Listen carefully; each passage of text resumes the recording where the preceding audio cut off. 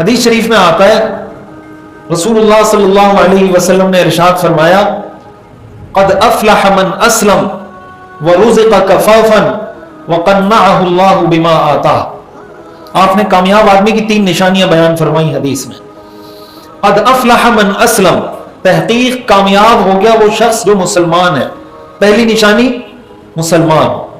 غیر مسلم اللہ کی نظر میں کامیاب آپ کی نظر میں ہو سکتا ہے، دنیا کی نظر میں ہو سکتا ہے، اللہ کی نظر میں کوئی کافر کامیاب نہیں ہے. یہ چیزیں اپنے دلوں میں بٹھائیں. ہمارے دلوں سے ایمان نکلتا چلا جا رہا ہے، ہمارے دلوں سے قرآن کی اہمیت نکلتی چلی جا رہی ہے، قرآنی آیات پر ہمارا یقین کمزور ہوتا چلا جا رہا ہے. والدین کی بہت بڑی ذمہ داری ہے کہ اپنے بچوں کو اب ایجوکیٹ کریں، ان کی تربیت کریں، ان کو بتائیں ہمارا مذہب اسلام ہے. اب سوشل میڈیا پہ ان کو عیسائیت بھی ملے گی، یہودیت بھی ملے گی، ایتھیزم بھی ملے گا، الحاد بھی ملے گا، بے دینی بھی ملے گی، لا مذہبیت بھی ملے گی. ساری ویڈیوز ہمارے بچے دیکھ رہے ہیں.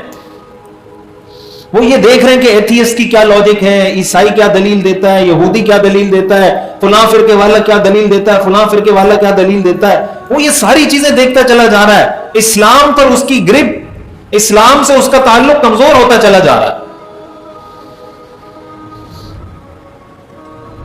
وجہ اس کی بنیادی طور پر یہی ہے کہ یہ ساری چیزیں اس کے سامنے آتی چلی جا رہی ہیں، اور جو اسلام کا بیانیہ ہے، اسلام کا بیانیہ، اس کا نیریٹو اس کے سامنے آ نہیں رہا، یا آ رہا ہے تو اس میں اس کو کوئی دلچسپی نہیں.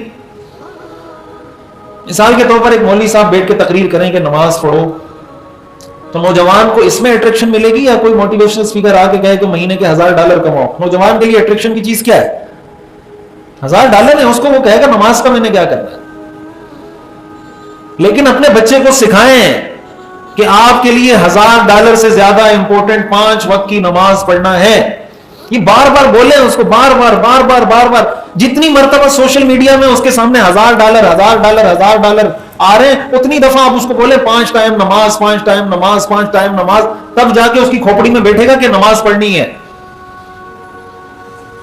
$1000 تو دن میں اس کے سامنے 100 دفعہ آ رہا ہے، اور 5 نماز کا حکم آپ دن میں 1 دفعہ بھی نہیں دے رہے، تو وہ نماز پڑھے گا یا وہ ڈالر کمائے گا؟